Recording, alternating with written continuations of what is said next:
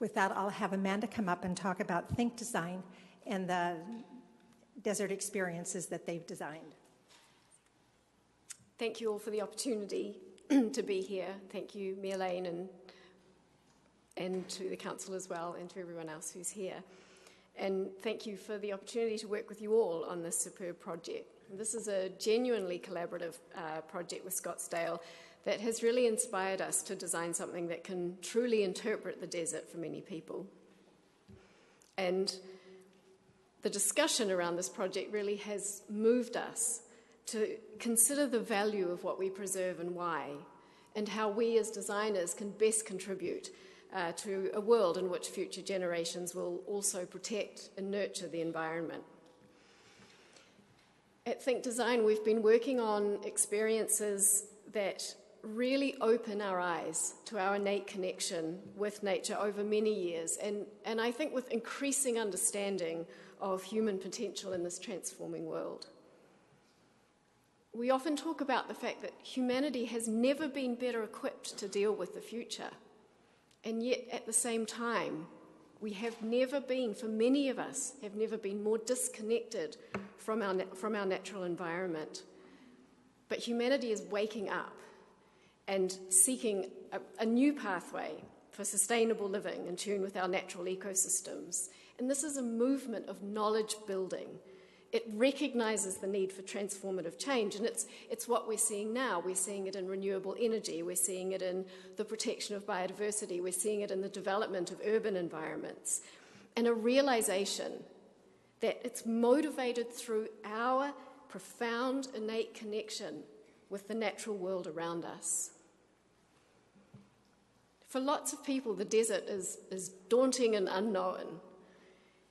Desert Edge is part of a movement. Through knowledge, we can restore our custodianship of the environment. This is most vital for young generations. This is the opportunity of our era. They will speak for the land, and they're the ones that are going to bring innovation and technology into collaboration with nature. Desert Edge represents a new wave of experiences that will reconnect us with our natural surroundings and really inspire us to preserve our environment.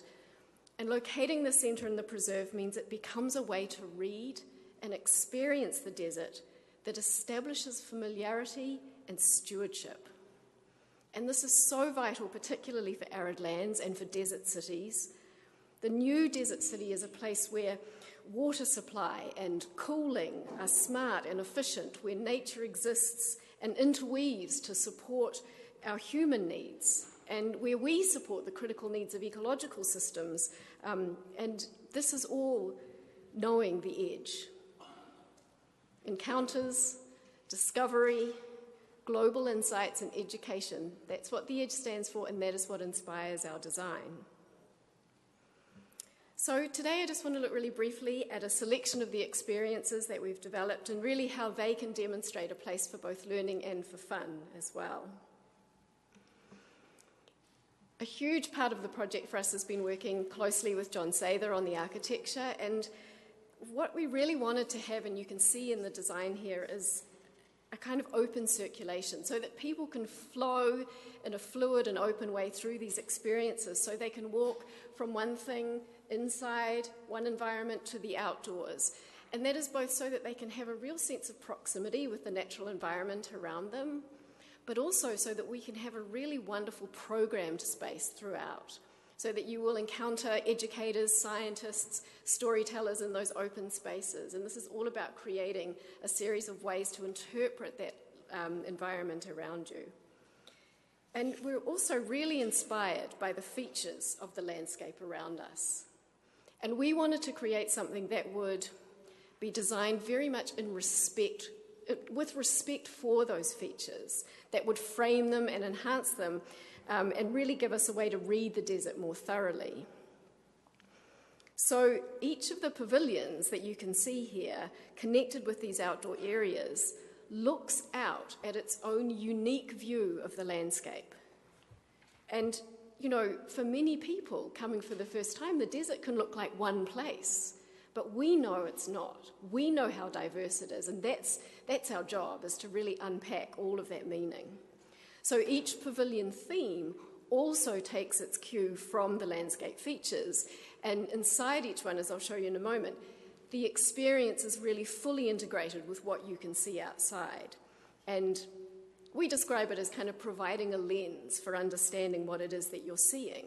So you can see a place at different times. You can see it, you can see what's hidden to the naked eye. And you know, Tom introduced those 4 questions in his introduction in the video. And in every part of the exhibits, we come back to that as a strategy for the content. What can we see, but what can't we see at all times? What can we learn from this environment, and what do we take into the future? Okay, so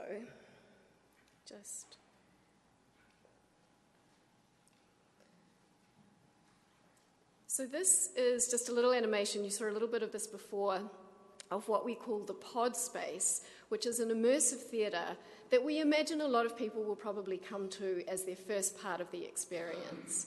And as you come into the space, you come through a zone of sensory engagement where you can both smell and hear the sounds and the smells of the desert over time, over the seasons of the year. And then you come into this space, which is really, it's a wonderful, relaxing, immersive, lounging kind of area where you can sit and you can experience something like the desert overnight, the desert in all its different seasons and glory, things that you may never see. But you can also find yourself inside the burrow of a kangaroo rat. And so you may also be experiencing something at a scale that we would never normally be able to do. I said before that we take in each area our cue or our inspiration from a feature in the landscape. And so this area here is looking out towards the mountains in the east. And what we see are the mountains, but what we don't see is the flow of water.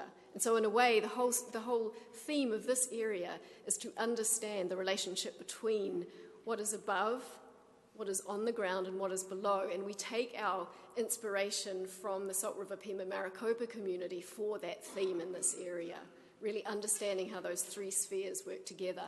So in this section, you can find yourself underneath the conifer in the forest, looking at that root ball and really getting in to see how all of the microorganisms, the nutrients are moving, but also the flow of water from there through the root systems and into the aquifer. And then moving outside, you can explore this extraordinary big uplifted piece of land. So we will structure this, plant it up with real plants, and then you can move in underneath to a little room where you become the size of an ant, and you're moving around and exploring all the different critters that live underneath, the way that the roots of a cholla come in underneath and cling on to the rocks there, and see things that you would not otherwise be able to see. This experience looks out to the Bahada. And the Bahada for us was really an inspirational zone for its biodiversity. And we wanted to take this area and be able to explore the ecological systems, the biodiversity of the desert as a whole, but really how everything connects together. So here you can experience this in a really tactile way. You can go up to little sculptures and you can touch them and understand more about what each of these creatures looks like and feels like. But also it will light up at your interaction. And what begins to happen is that you see how one thing relates to another. And then you start to unpack the entire ecological system of the desert as you interact with it. And we have some other really wonderful things here. For example, a virtual reality experience where you become a pollinator and you're flying across the landscape from one thing to another, migrating just like one of the pollinators. Tom's thumb was another icon that we really took our cue from in these experiences. And in this particular exhibit, we want to really look at the age and the time of the desert itself. Tom's thumb itself is a really ancient rock form that's kind of pushing up out of a much younger area of the desert. In this exhibit, we build these extraordinary structures that look like the rocks of the desert, and we make really tactile exhibits on the outside so that you can imagine that you're discovering fossils. But you can also hold up an augmented reality piece using a tablet or your own handheld, and suddenly it's 250 million years ago, and you're in the ocean that we would have been in standing right here. And you can go inside each of these structures. So this is a really explorable, discoverable experience for everybody. And there are things to do, there are interactive pieces here, and it's about really understanding the age, the geologic history of the place. The wash is the other area that we were really inspired by in our exhibits. And obviously, the new site also meant that we would be able to have a visible wash around the, as part of this pavilion experience. We also developed this zone so that it would be a place that we could have programs with our wildlife partners. So this is where we'll be partnering with different organisations to bring in living animals to do programmed encounters for visitors. So you can see a Gila monster there and a tortoise. And of course, the other thing for us was to be able to really demonstrate the power of water in the wash. So what actually happens when those rains come and how this place is activated by that water, something that you would never want to see nor should ever be party to when you're in the desert itself.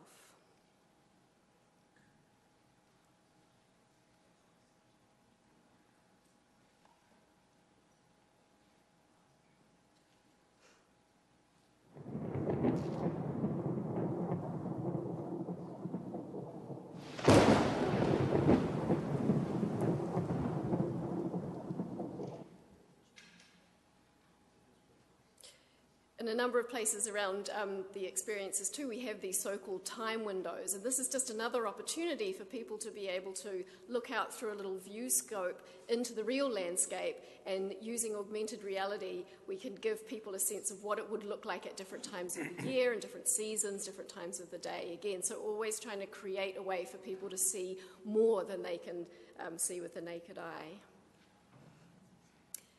And then the other icon, of course, that we have built an exhibit around is the saguaro. And in our research around this and our understanding of it, we wanted to take it just beyond its iconic and singular status and really think about why it is a keystone species and what it means for the ecological system as a whole. So the exhibits in this outdoor area are all about exploring the species and its relationship with others. What happens to it over time, what happens to it as a skeleton in the desert environment, to really understand it as part of that system.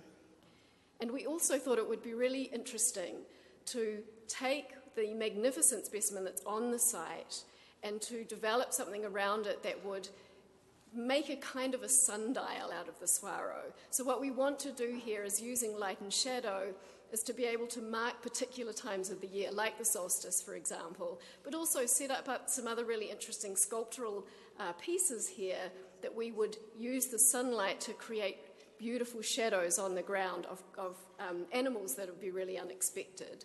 So, and I think at this point I'm going to hand over to John. Thank you very much for your time.